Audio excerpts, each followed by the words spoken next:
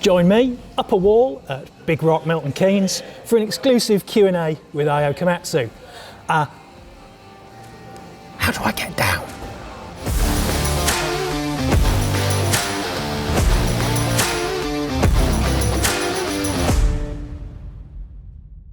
Shall we kick off by talking about this hobby of yours, which, I mean, obviously I watched the climbing during the Olympics, so I'm now an expert on it. Right, of course. Yeah. How long have you been doing this? Not very long, to be honest. Maybe recently, probably 5 years. Yeah. But my first introduction to climbing was a long time ago, like 30 years ago. Because when I came to UK, one of my best friend's brother in Coventry, he was amazing climber. So I used to go climbing in the Peak District with those guys. But that was in mid-90s, and then that was just before I was going to university. Then I realized I really like this, but if I get stuck with this one, I couldn't see myself studying and graduating university. I thought, I need to stop this one. I need to really focus on what I came here for. So I stopped. But then my kids started climbing about 5 years ago. I've got two boys, and then once they both started climbing, I thought, rather than just waiting for them, I might start climbing again. Then I just found that it's really amazing way for me to reset, refocus, both mentally and physically. So I use climbing as that. So I take my climbing shoes everywhere in the world now. Alex Wirtz tells me it's all in the fingers. Is that true? That's not true at all. Seriously, he said that.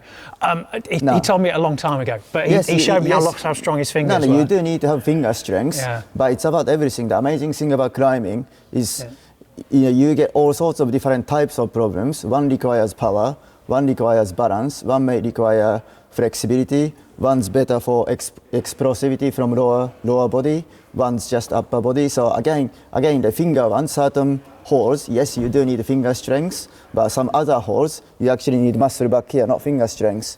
So it's that's why you never get bored. So the other thing that fascinates me about this is that there's a lot of strategy to it. Just seeing one guy sort of approach the wall 5 minutes ago, and he's plotting his route. That's part of the skill, to read the route. Route setters, they set these routes, having the mind certain way to climb. But then when, especially in a competition, I mean, of course I'm not competing, but my friends competing, when they go out, they got certain time to just look at the route, work out all the moves in sequence. So that's a part of the skill, to looking at the problems, how you're going to climb this. Some of them, easier ones, it's obvious, but as it gets more complicated, it's not obvious what's the best way to climb, but that's part of fun. I climbed at one over there that was quite easy, but then the lady told me that actually that's the easy route down. Oh, so no. Once you got to the top. That's a ladder one you climb. So that's a staircase down. How hard can it be? When you came in, you were saying long time no see. Has the new job been keeping you away from it a little bit? It's difficult. I know. I used to try to climb twice a week here, but it's just impossible. So honestly, I haven't been to this gym maybe like 2 months. So only time I get to climb is actually when I go away. So as I said, I take climbing shoes everywhere. For like Singapore, I climbed twice. Then Monza, I climbed twice because there's a climbing gym close by to the hotel. But it's difficult. Yeah.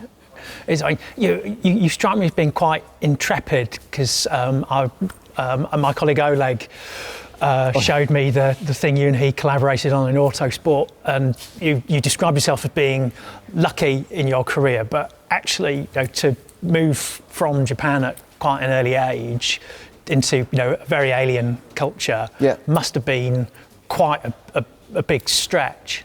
I guess when you look back, you say it's a quite big move. Yes, it was, but then when you're 18, when you think, okay, this is what I want to do, okay, what do I need to do to get there?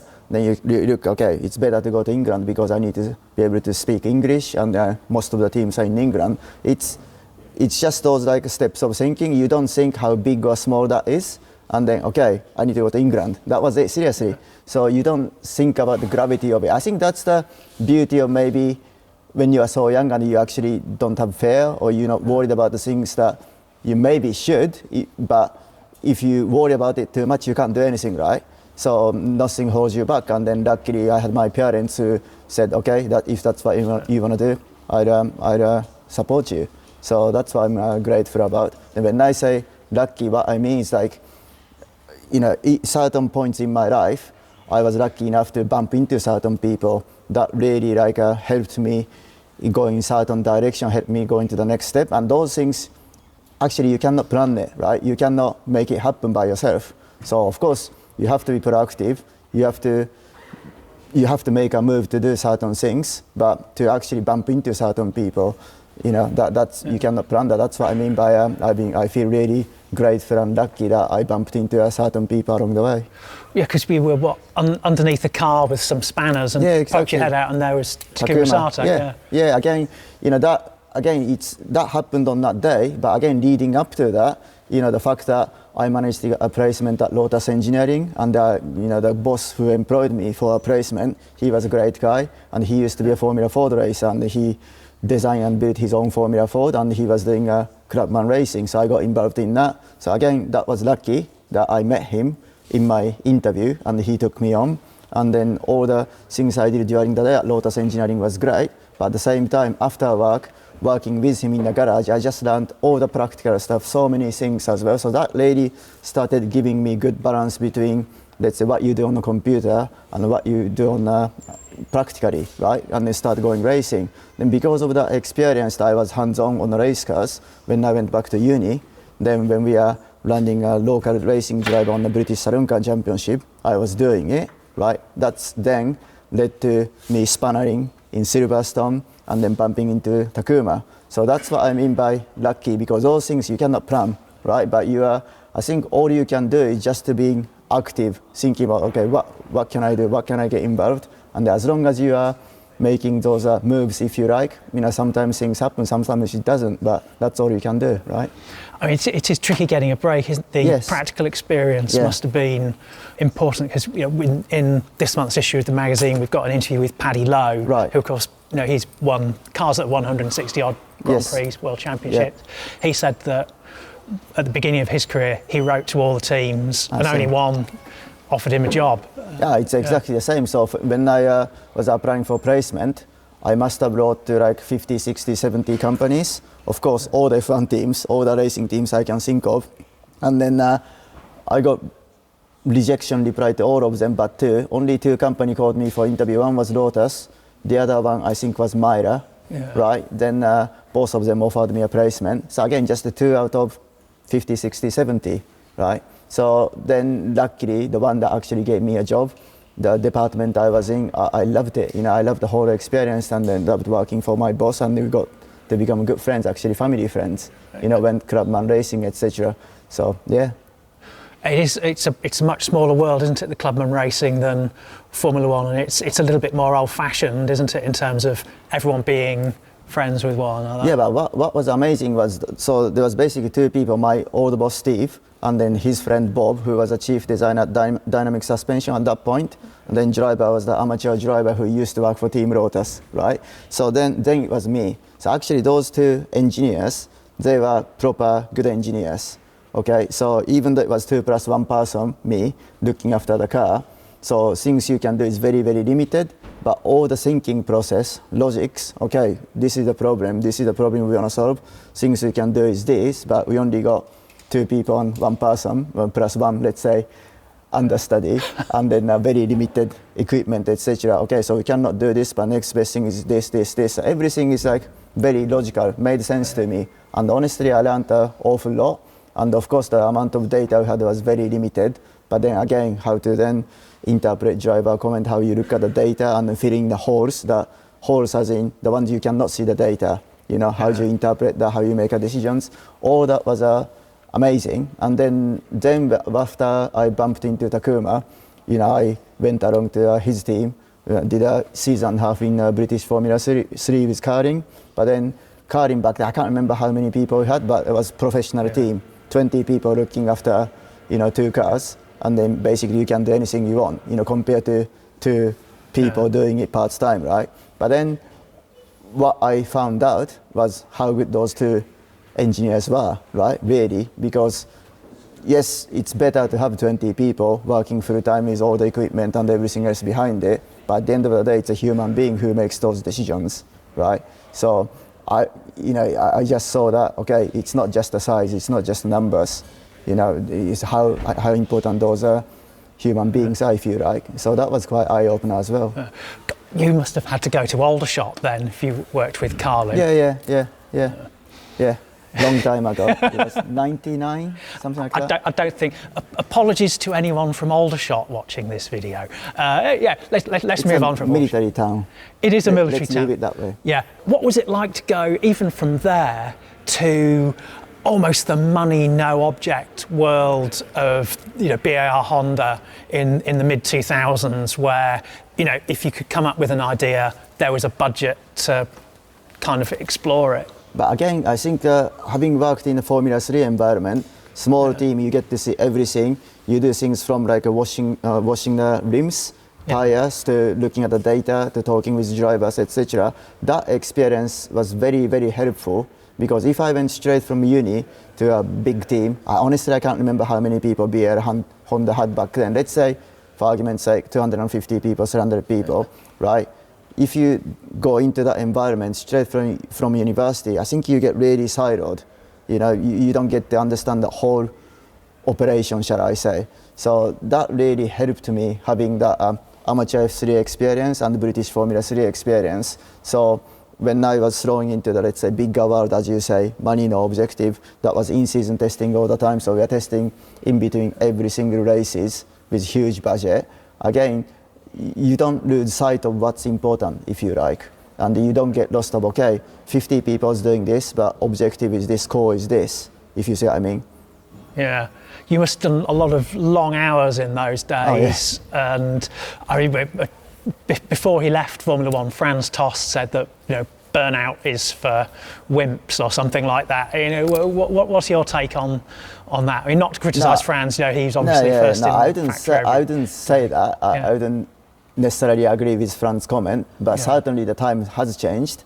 But of course, then I'm 20 years older as well, right, minimum. But I remember, post-season in November, December, we had 3 tests with a hybrid car. Hybrid as in not the ICE and the electronics, it's the front-end chassis from this year's car, but gearbox rear suspension for next year's car. We used to test that hybrid car in November, December for 3 tests. And then once you go into January, February, we used to have 7 tests, 7 pre-season tests before race 1. Then that was totally relentless, like Jerez, Valencia, Barcelona, something like this. I just remember, if we get 3 hours sleep, we were happy. I remember going back to the hotel room in Valencia one day, and then so we arrived back from the circuit. We got into the lift to go upstairs to get sleep. Then we realized we got 4 hours. That's too much. So we decided to have a shower, get changed, and go for a drink. because back then it was a mentality. It's very, very rare I had more than 3 hours of sleep at night, but that was norm. I mean, nowadays it must just be kind of tough to compress the work that needs to be done into the time allowed before the curfew kicks in. Yeah, but like any new challenge, we adapt to it. Yeah. That's the thing. Like, if there's no regulation in that sense now, everybody will be working all the time, right? But I think so. It's really good that to look after everyone's well-being. There's a curfew. There's a regulation. There's no, limited, let's say, no in-season testing, limited pre-season testing, and everything is much more regulated. But to look after people, again, summer shutdown, 2 weeks summer shutdown, that was amazing, So unless it's regulated in that way, in the nature of the competition, nobody stops, and then that cannot be good for people's well-being. And then now, especially, we've got 24 races. There used to be 18 races, right? So 24 races with, we're about to go to triple headers. Yeah. That is so, let's say, demanding, draining. So you got to look after people. So I think those things, I'm all for those regulations to look after people. Even then, seriously, to do 24 races at this intensity is pretty tough. If I can take you back to your time at Lotus and Renault Lotus, working with Romain. I mean, I'd written on my notes it was a bit of a crash course, and no pun intended. But how useful was that to you, looking back, in terms of your experience of not just working on a car, but working with people and drivers, and the way that the driver has to be managed? Because Romain, really fast, but also kind of a little bit, his brain was all over the place to begin with. Yeah, I mean, I was always interested in human side of the sport. Yeah. So that's why, again, taking me back to this 97 when I was working with Steve from Lotus in amateur F3, again, that taught me a lot in terms of how to talk to the driver, how to interpret driver, how to lead between the lines. And then British Formula 3 with Takuma taught me another lesson, obviously. And then going through those intense in-season testing with people like Jenson Button, Takuma, Fernando Alonso, Heikki, many drivers, I was learning all the time. So then of course, then when you become performance engineer, you're dealing with drivers as well. Then once you become race engineer, you are completely upfront. That's your job to manage that.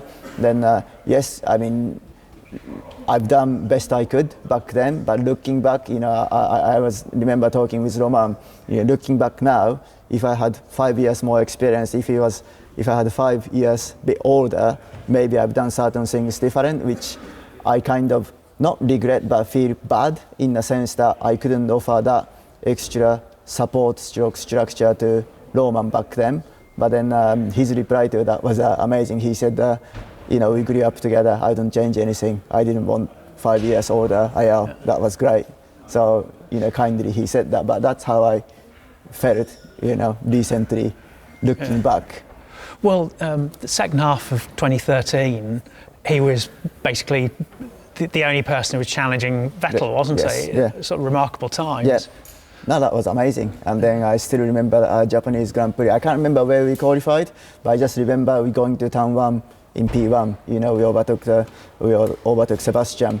But then we just know that we are leading, and we had Sebastian and Mark behind. So we are 1 versus 2. Then of course, one of the Red Bulls is going to pit early, right? And get us out of the way. Probably that's going to be Mark. And then Sebastian's going to just go, right? So we knew that we couldn't win that race, but then we thought we could take P2. But then, so in a pit stop, that's exactly what happened. Honestly, I can't remember who undercut us anymore. But anyway, one undercut us, so the other one overcut us. But then we should have got P2, but then I can't remember, I think it was around the blue flag, we didn't manage it very well. And then the other Red Bull overtook us, so we are sad. So I remember we are being really unhappy about it. But I think, was it race later? We managed to get P2, which was the best we could. Always like you trying to get the best result you can achieve, right? Yeah. If the best result you can achieve is win, you have to win. But best result you can achieve is P10, you should get P10. In the Japan, I felt we should have got P2. So even though we are on the podium, which is amazing, we are like kicking ourselves, saying we should have got P2 here.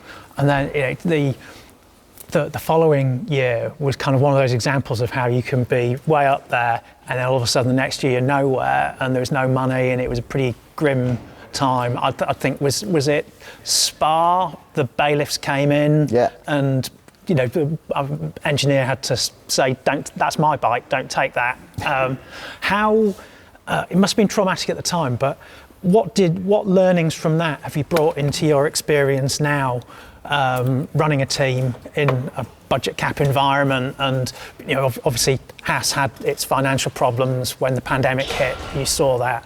How useful was that experience in terms of informing your outlook now that you're a leader of a team? For me, I think what I'm learning every day is any experience I've had, is none of them is wasted. Every experience, good and bad, I have to use all of it to do my job to the best of my ability. And then I'm grateful to all of that. Okay, of course, back then, I remember, so Spa, of course, I remember it very well. And actually that Spa, from Thursday, where we didn't know we can run the car, to Sunday, Romain on podium, that was amazing, But anyway, I remember Suzuka as well, where, we had our hospitalities locked, we didn't have a power to the garage, so we couldn't even send the file to the car to fire up the car. I had to get one of the control engineer to come to stick it on the USB stick to put it on the PU guy's laptop to power up the car, or program the car. And then, we didn't have power in the garage because we haven't paid the circuit, so we had to put the extra lighting in to work, etc. And I couldn't get my engineers to the circuit because there's no point, there's no internet, right? Yeah. So I asked my guys to work from the hotel. So then, but I was at the circuit obviously because I was chief race engineer, I was responsible. Then Romain came, and then we did a circuit walk, just two of us.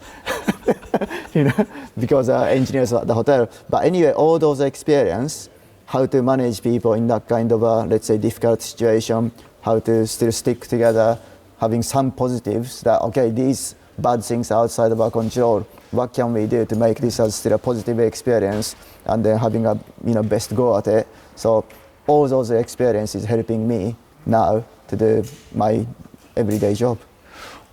How did the team principal role at Haas come about? Was it kind of like Andrea Stella said when Andreas Seidel left McLaren?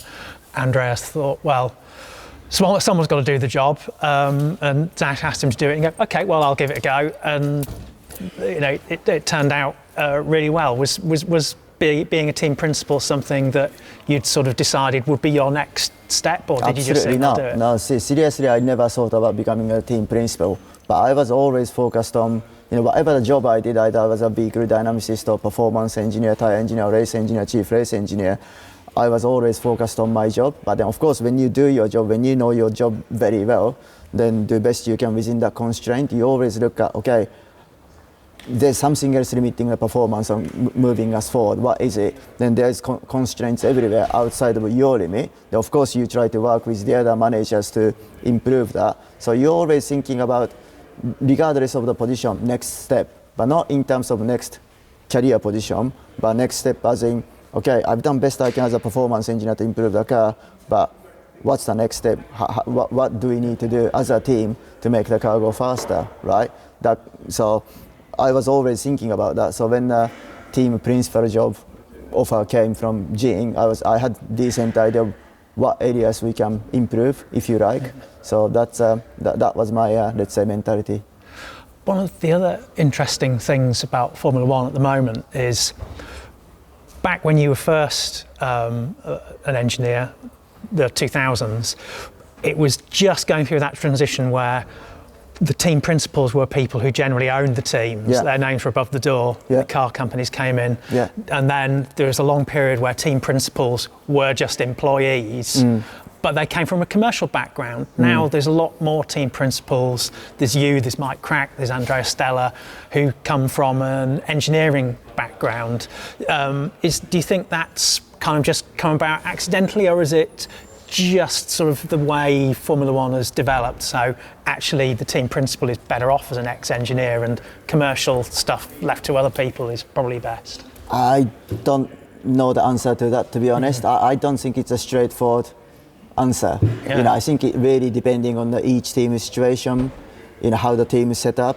So for instance, the reason why Gene chose me is partly because I'm an engineer, so that I should understand what aerodynamicists are talking about in terms of development, because Gene's focus was performance, we need to be more competitive. But partly because I was there from day one, so I know how team works, I know the people, so how to get best out of the people. So again, I don't know other team situation, but so I really think it's really specific to each scenario.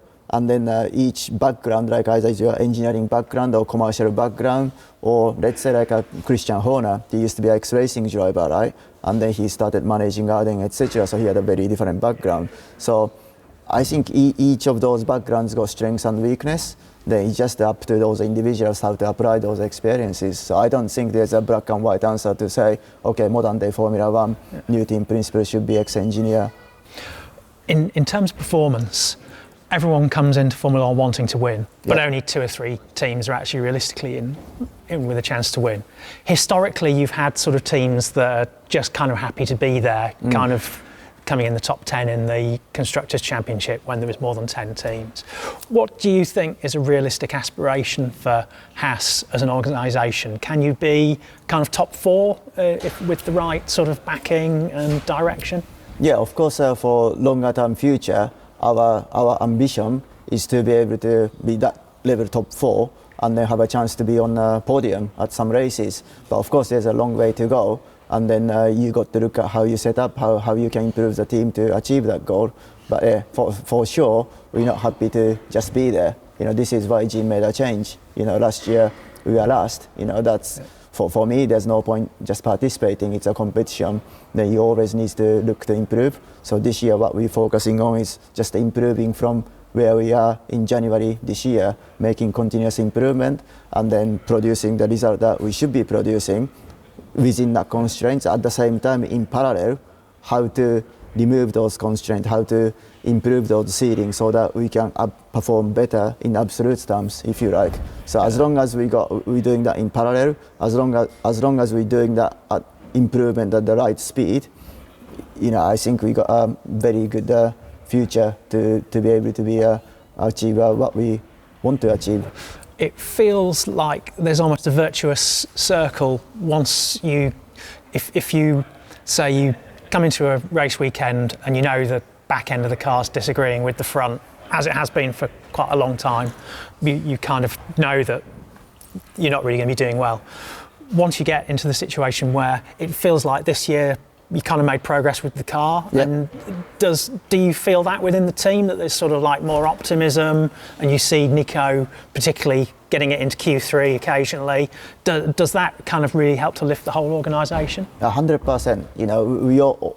We all here to perform at the track, right? So the sporting result is the key. So the fact that we have scored 31 points and then P7 in the championship, only 3 points of P6, that really helps. But it's much more than that, really. It's just even before we started climbing up the constructor's position, it's just the atmosphere in the team is very, very good. But that's because we're working much more as a team. We know what we're trying to do this year, how we're going on about it. So there's clarity in terms of objectives, substantial strategies to achieve that, and then again just communicate so everyone knows.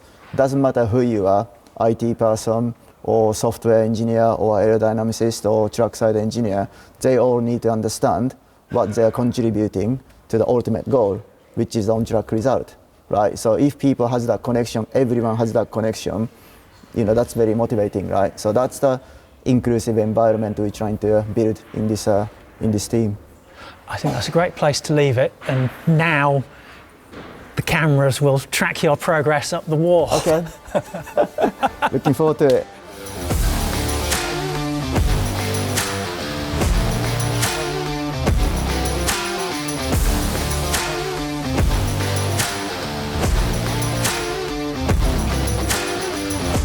Right, I declare that a wrap. No, this is a wrap. Stop, collaborate and listen. Ice is back with his brand new invention. You've never heard anyone do that joke before, have you? No. I'll come here again.